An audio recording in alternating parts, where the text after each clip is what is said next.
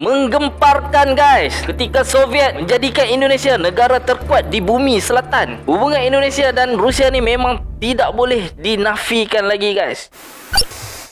Hello, Assalamualaikum warahmatullahi wabarakatuh. Jumpa lagi bersama saya Munir dalam HM Studio.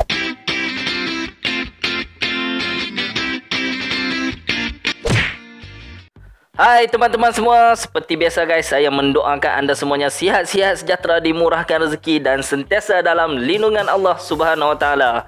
Pada teman-teman yang baru saja singgah, saya ucapkan selamat datang dan selamat bergabung kepada anda yang telah pun subscribe channel ini. Baik guys, mari kita lanjutkan lagi reaction kita dan kita akan bahas lagi satu berita terbaru guys, dengan tajuknya Menggemparkan ketika Soviet menjadikan Indonesia negara terkuat di bumi selatan. Video ini dari channel Obrolan Panas. Guys, jangan lupa untuk subscribe Obrolan Panas. Banyak berita-berita menarik yang ada di channel Obrolan Panas. Jom guys, tanpa kita berlama-lama lagi, jom kita saksikan. Jom guys, 1, 2, 3. Soviet dan Indonesia menjadi sahabat era Presiden Soekarno. Mesin perang nombor wahid dikirim ke Indonesia. Wow. Halo sobat baku hantam yang cebok pakai tangan kiri, nulis pakai tangan kiri, kalau belok kiri jalan terus ya kan, suka ngomong Yi-er Sanse. Wah. Wah, Yi-er Sanse. Ya, salam. Dilansir dari historia.id, bukan tanpa sebab Presiden Soekarno waktu itu berang. Pasalnya kapal induk Belanda Karel Doorman sedang mau silaturahmi ke Irian Barat waktu itu. Tak mau pelangap longo, Presiden Soekarno langsung memanggil Kepala Staf Angkatan Daratnya, Jenderal Abdul Haris Nasution. Di Istana Negara, sebuah misi terucap dari mulut Bung Karno. Dalam memoarnya, Nasution mengingat pembicaraan itu berlangsung sekiranya akhir November atau awal Desember 1960. 1960, lama guys. Kamu saya utus ke Moskow, persiapkanlah segala sesuatu. Presiden Soekarno meminta Nasution untuk membeli senjata berat milik pemerintah Uni Soviet. Bagi Nasution, seperti yang kita lihat nih, hubungan Soviet dan Indonesia ni memang dah lama ya guys. Sejak zaman Presiden Soekarno lagi guys. Cukup lama ya guys. Order itu ibarat menjilat ludah sendiri. Pemerintah Uni Soviet sebelumnya menawarkan bantuan militer untuk menjual alat utama sistem persenjataan kepada Indonesia. Tawaran tersebut disampaikan Perdana Menteri Soviet Nikita Khrushchev dalam lawatannya ke Indonesia pada Februari 1960. Namun atas permintaan Angkatan Darat, tawaran Khrushchev ini ditangguhkan. Jenderal Nasution masih berkeyakinan senjata berat yang dibutuhkan dapat diperoleh dari negara pemenang Perang Dunia Kedua, yaitu sang paman gober Amerika. Perdana Menteri Khrushchev membuka jalan untuk pembelian senjata bagi TNI, tapi saya mendahulukan untuk memperoleh dari Amerika, ujar Jenderal Nasution. Sebagai informasi tambahan, pada saat peristiwa G30, Jenderal Nasution ini merupakan salah satu tokoh Angkatan Darat yang menjadi sasaran dalam peristiwa Gerakan 30 September. Selamat dari upaya penculikan, namun naasnya Nasution harus kehilangan putrinya, Ade Irma. Guys, apakah Gerakan 30 September tu guys berkaitan dengan apa guys? Bantu nanti di ruangan komentar guys, berikan info-informasinya. Suryani beserta ajudannya Letu Pierre Tendean. Nah, pada Oktober 1960, Nasution mencoba melobi Amerika untuk memperoleh senjata berat ofensif. Walhasil Nasution pulang dengan tangan hampa.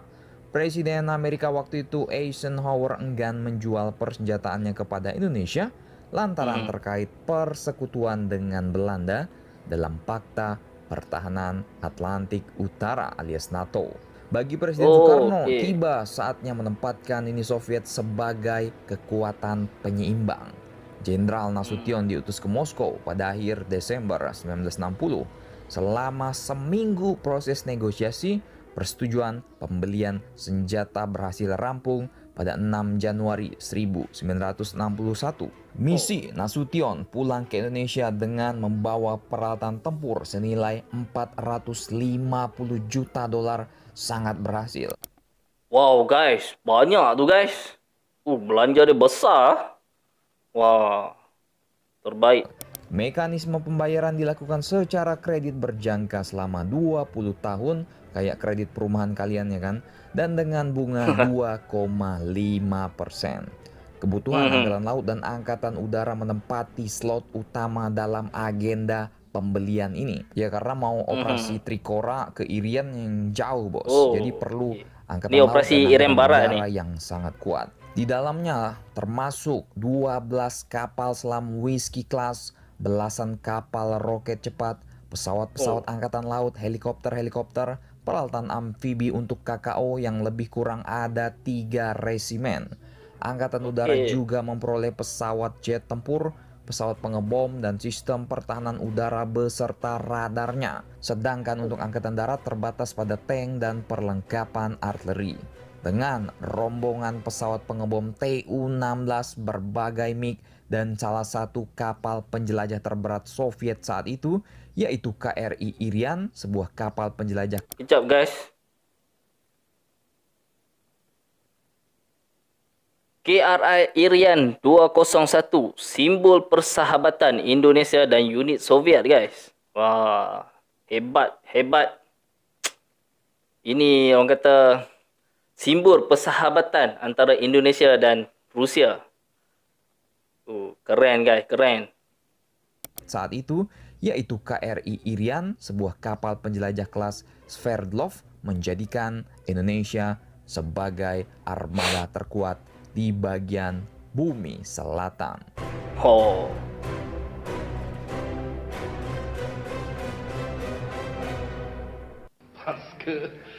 Karena negara saya sangat kaya. Indonesia memiliki ekonomi yang strategis, politik yang strategis.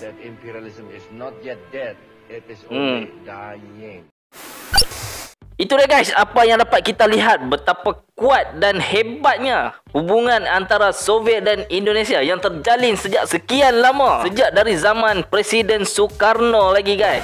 Di mana ketika itu Indonesia ingin membeli alutsista untuk kelengkapan mereka ke Irian Barat. Rusia telah menawarkan sebuah kapal KRI Irian 201 sebagai lambang dan simbol persahabatan antara Soviet dan Indonesia.